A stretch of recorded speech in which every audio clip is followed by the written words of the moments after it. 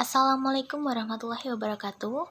Pertama-tama, marilah kita panjatkan puja-puji syukur atas kehadirat Tuhan Yang Maha Esa, karena atas limpahan rahmat, taufik, serta hidayahnya, kita dapat berkumpul dalam acara sosialisasi mengenai dampak dan cara menanggulangi wabah COVID-19. Coronavirus atau COVID-19 adalah kumpulan virus yang menginfeksi sistem pernapasan. Pada banyak kasus, virus ini hanya menyebabkan infeksi pernapasan ringan seperti flu. Namun, virus ini juga bisa menyebabkan infeksi pernapasan berat seperti infeksi paru-paru. Secara umum, ada 3 gejala yang menandakan seseorang terkena virus COVID-19. Nah, yang pertama ada demam, itu ditandai dengan suhu tubuh melebihi 38 derajat Celcius. Dan yang kedua ada batuk kering, dan yang ketiga ada sesak nafas. Ada beberapa gejala lain yang juga bisa muncul pada infeksi virus COVID-19, meskipun lebih jarang. Nah, itu yang pertama ada diare, yang kedua ada sakit kepala, dan yang ketiga ada konjungtivitis, yang keempat ada hilangnya kemampuan pengenyap rasa. Yang keempat ada hilangnya kemampuan untuk mencium bau, dan yang kelima ada ruam di kulit. Penyebaran COVID-19 itu seseorang bisa terkena atau tertular COVID-19 dengan berbagai cara, yaitu yang pertama, tidak sengaja menghirup percikan ludah yang keluar pada saat penderita COVID-19 batuk atau bersin.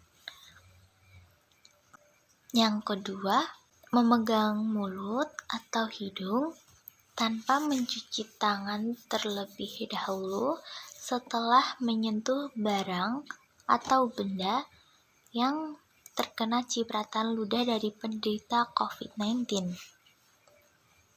Dan yang ketiga, melakukan kontak jarak dekat dengan penderita COVID-19. Nah, jika kita sudah tertular virus COVID-19, ada beberapa tindakan yang harus dilakukan. Yang pertama, merujuk pasien dengan gejala berat untuk menjalani perawatan dan karantina di rumah sakit rujukan. Yang kedua, meresepkan obat pereda demam dan nyeri yang aman dan sesuai dengan kondisi pasien. Yang ketiga, menganjurkan pasien untuk isolasi mandiri di rumah, dan juga menganjurkan untuk istirahat yang cukup pastinya. Dan yang keempat, menganjurkan pasien untuk banyak minum air putih. Untuk dampak dari COVID-19 di bidang ekonomi, itu ada 3 dampak yang besar ya.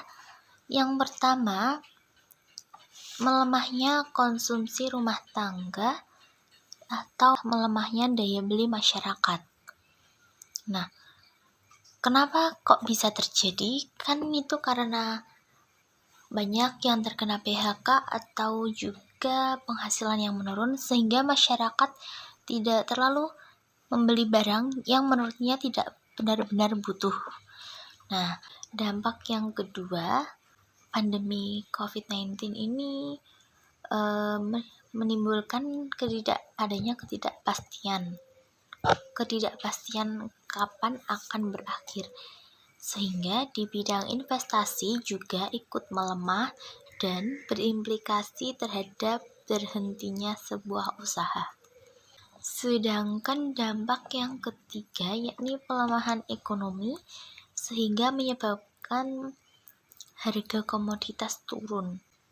Dan untuk menanggulangi dampak ekonomi, pemerintah telah melakukan tindak cepat seperti program vaksinasi, program pemulihan ekonomi nasional, memberikan BLT, dan juga bantuan modal usaha KM dan UMKM. Untuk orang yang terkena COVID-19, yang sebelumnya disebut ODP maupun PDP, ada beberapa langkah yang bisa dilakukan agar tidak menularkan virus COVID-19 ke orang lain. Nah, yaitu yang pertama, lakukan isolasi mandiri dengan tinggal secara terpisah dengan orang lain untuk sementara waktu. Bila tidak memungkinkan, gunakan kamar mandi dan kamar tidur secara terpisah dengan orang lain. Dan yang kedua, jangan keluar rumah kecuali untuk mendapatkan pengobatan. Dan yang ketiga, hubungi pihak rumah sakit untuk menjemput bila gejala yang Anda alami semakin bertambah berat. Dan yang keempat, larang orang lain untuk menjenguk atau mengunjungi Anda sampai Anda benar-benar sembuh. Dan yang kelima, sebisa mungkin jangan melakukan pertemuan dengan orang yang sedang sakit. Dan yang keenam, hindari berbagi penggunaan alat makan, minum, alat mandi dengan orang lain.